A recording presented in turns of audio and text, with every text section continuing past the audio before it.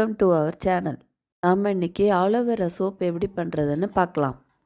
இதுக்கு ஒரு பவுலில் கொஞ்சமாக தண்ணி எடுத்து பாயில் பண்ணிக்கோங்க. வாட்டர் நல்லா ஹீட் ஆகட்டும்.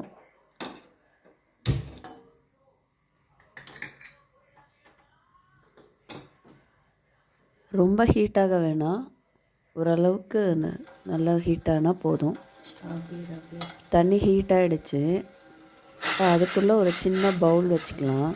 இப்போ நம்ம டபுள் பாயில் மெத்தடில் சோப்பை மெல்ட் பண்ண போகிறோம். நான் ஆலோவேரா சோப் பேஸ் எடுத்திருக்கேன். இது 100 கிராமு. ஆலோவேரா சோப் பேஸ் இல்லைன்னா கிளிசரிங் சோப் பேஸும் எடுத்துக்கலாம்.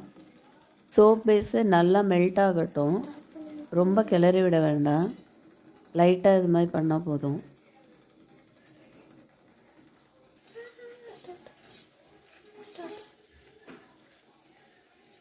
சோப் பேஸ் மெல்ட் ஆகிட்டுருக்கு.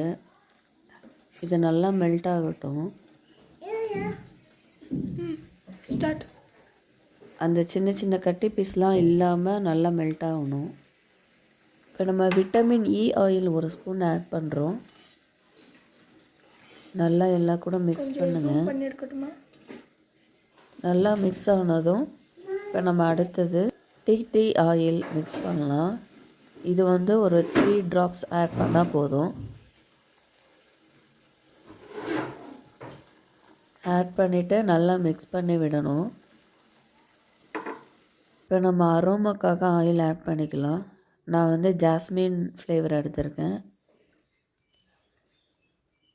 இதுவும் ஒரு 4 to 5 drops ஆட் பண்ணால் போதும். அடுத்தது ஆலோவேரா ஆயிலும் ஆட் பண்ணிக்கிறேன். ஆட் பண்ணி எல்லா ஆயிலும் நல்லா மிக்ஸ் ஆகிற மாதிரி மிக்ஸ் பண்ணணும். நல்லா மிக்ஸ் பண்ணதும் இப்போ நம்ம சோப் பேஸு எடுத்து ரெடியாக வச்சுருக்கேன். அதில் இப்போ நம்ம ரெடி பண்ணி வச்சதை இதில் ஊற்றிக்கலாம்.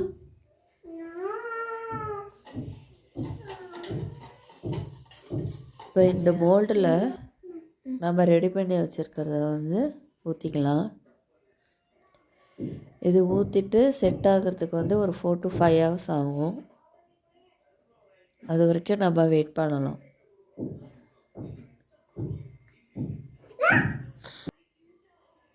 இது செட் ஆகட்டும்.